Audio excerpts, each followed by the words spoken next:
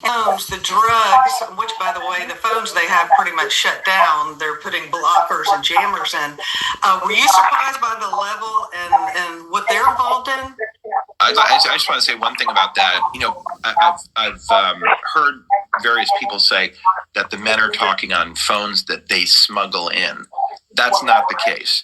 The smuggling of phones is totally unnecessary because the cell phone market is run by the guards inside. It's a huge source of income for them, which frankly we understand. We've actually met some very humane, decent people who are guards who spoke to us. So it's not that the men are procuring these on their own, and the drugs are coming in with the guards as well. And I asked one of the prisoners that we spoke to how so many drugs, how so much volume of drugs are coming into the system. Who's bringing them in? And he looked at me sort of incredulous and he said, we don't leave, right? And I thought that was an interesting answer. And there's no question that we've heard from guards and many others that is a part of the daily life of prisoners. They're going to have access to drugs. They're going to have access to cell phones because it's become a market that's not controlled in any way. Now, cutting off the cell phones has another problem because obviously this is the only way that people have been able to have any transparency about what's happening in their own state, with 25% of their general fund being spent on these prisons. So our hope is that the state realizes that they need to allow journalists, they need to allow people to have in a perhaps somewhat limited way. I don't think they expect journalists to come in every day. But certainly the ability for journalists and the public to see what's happening in the prisons could be a disinfectant to this very, very troubled system. During COVID-19, when the prisons were closed off from public visitation and the only people going inside and out were guards, there was a spike in deaths from drugs. So that shows you that it's not from families visiting.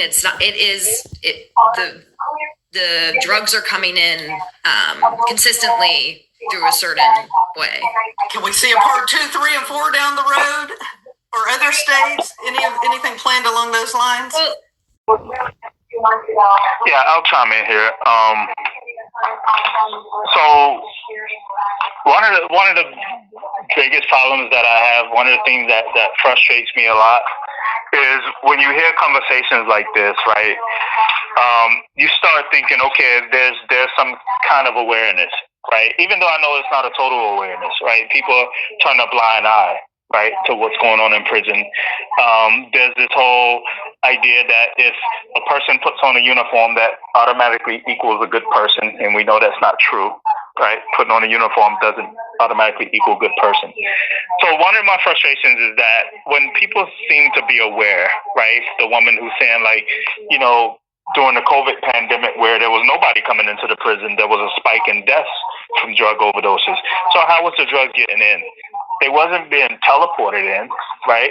And so the point I want to make is that when there seems to be that kind of awareness, then my first question becomes, why is it so acceptable, even to the public, right, for them to constantly restrict things like our visits, right? Even today, they've never put the visits back to normal. Once COVID hit, there was no visits. When COVID ended, they started doing visits again, but there was the safe distancing thing because the CDC still said you had the safe distance. So visits couldn't make contact. So we have to sit in front of each other 6 feet apart, right?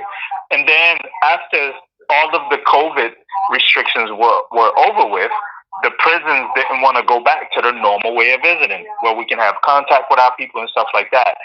And so when I've asked, and several other people with me have asked, why are you not going back to normal? It said return visits back to normal. Why is the Massachusetts DOC not going back to normal? And the first thing they said was, well, we have a drug epidemic, right? Because MCI Norfolk, where I'm incarcerated right now, is flooded with drugs. We just had, I think, like 4 overdoses just this morning, right? And there's going to be several more before the night's out. And so they'll say like, oh, the amount of drugs in the prison, that's coming from you all's family, right? But even if there were drugs coming in through the visiting, there's not enough to cover the level of epidemic that exists in this prison. It's just not. There's no way you can even smuggle in that much drugs from the visit. So when there seems to be this awareness, then why are the same public that seems to be somewhat aware that it can't be coming in through our families still allowing the Department of Corrections to use as an excuse our families? Right? Why aren't that being fully and wholeheartedly rejected? We're going to reject that. You're not blaming their family. We're going to completely reject that. And you're not going to support anything that restricts our visits because you're going to totally reject that the drug epidemic is due to our families, right? Why not reject it if you're aware, right, that it's not coming in that way? And so that's my frustration when there seems to be this awareness. There seems to be this awareness, yet we're still suffering. Our families are still suffering. We're still suffering. Everybody's still being accused. I don't know what they're doing in other states, but in Massachusetts, they've even forced lawyers, right, to come up with a barcode system, right, to even send us legal mail. So lawyers can't even send you, mail, right, legal materials, unless they comply with the Department of Correction. So the Department of Correction has so much strength here, right, that they was actually able to interfere with how the lawyers in the court systems interact with us, right? All blaming the drugs, right? So they look at everything but the prison staff, and so that becomes frustrating. And my question is, why do we accept it if there's a true awareness about how it's really getting in?